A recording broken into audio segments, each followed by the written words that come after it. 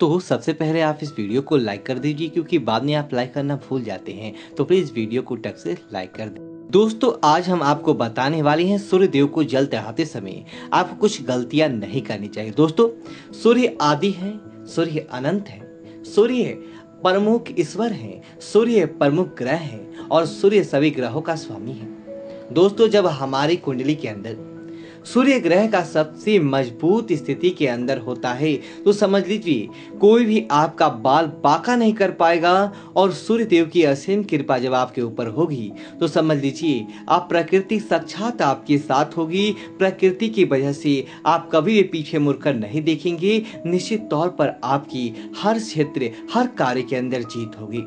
लेकिन दोस्तों आज हम आपको बताने वाले हैं सूर्य को जल अर्पित करते समय अगर आप यह जल गलतियां कर देते हैं तो समझ लीजिए कि आपको सूर्य को जो जल चढ़ाया है, जिस काम हेतु चढ़ाया, ना तो वह काम बनता है और ना ही आपको फायदा पहुंचता है। इसलिए इन बातों का ध्यान आपको जरूर करना चाहिए ताकि आपको हमेशा फायदा प्राप्त होगा और आपको जीवन के अंदर कभी भी दुखों का सामना नहीं करना पड़ता है और देखते ही देखते आपको हर काम के अंदर विजय की प्राप्ति होती है। तो दोस्तों बात करते हैं चीजों के बारे में।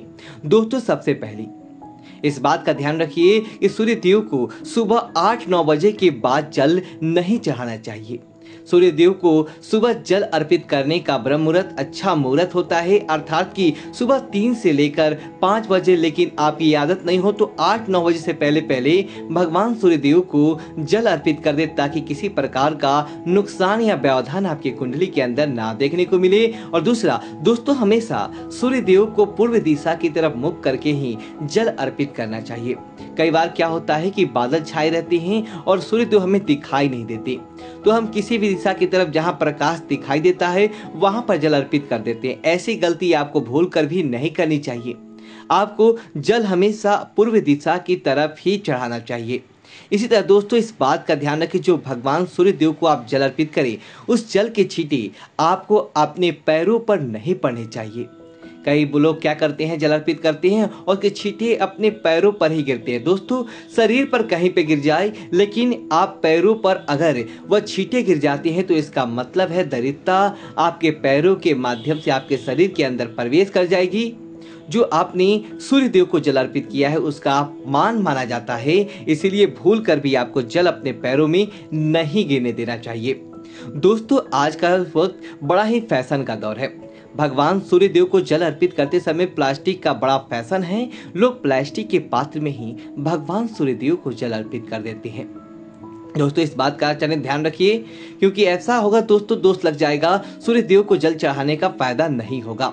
भगवान सूर्य देव हमेशा एक तांबे के लोटे में ही जल चढ़ाएं। तांबे का लोटा नहीं है तो आप पीतल का ले लें, लेकिन उसके अलावा किसी भी अन्य धातु यहाँ तक सोने चांदी का भी आपको नहीं लेना चाहिए। जितना ज्यादा तांबे का फायदा होता है उतना किसी भी धातु के साथ फायदा देखने को नहीं मिलता है।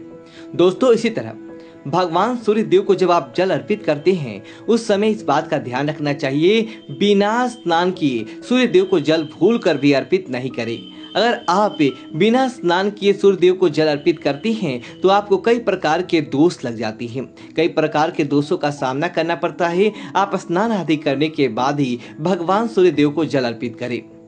दोस्तों इसी तरह बात ध्यान रखिए जब भी आप सूर्य देव को जल अर्पित करते हैं उस समय आपको काला कपड़ा पहनकर जल अर्पित नहीं करना चाहिए। काला कपड़ा क्या करता है, सूर्य देव की रोशनी को सोखता है, उसके बाद आपके शरीर पर नहीं लगने देता है। सुबह सुबह सूर्य देव की जो रोशनी आपके शरीर पर लगती है वो आपके आधे काम को ऐसे ही समाप्त कर देती है। आपके जो काम बिगड़ते हैं उनको बनाने का काम सूर्य देव की रोशनी करती है। लेकिन इसीलिए आप काले वस्त्र पहनकर भगवान सूर्य को जल अर्पित नहीं करें।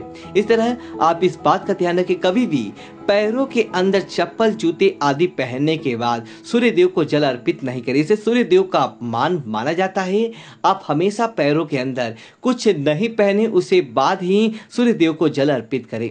दोस्तों इसी तरह इस बात का ध्यान रखिए जिस दिन आप सूर्य देव को जल अर्पित करें, विशेष तौर से रविवार के दिन तो आपको अर्पित करना ही करना है। बाकी 7 दिन 6 दिन आप करें या ना करें, लेकिन रविवार के दिन को कभी भी आप खाली नहीं जाने दें, क्योंकि अगर आप रविवार के दिन रेगुलर जल अर्पित किया तो दोस्तों आपको इतना फायदा प्राप्त होगा जिसकी आपने कल्पना भी नहीं कर पाएंगे।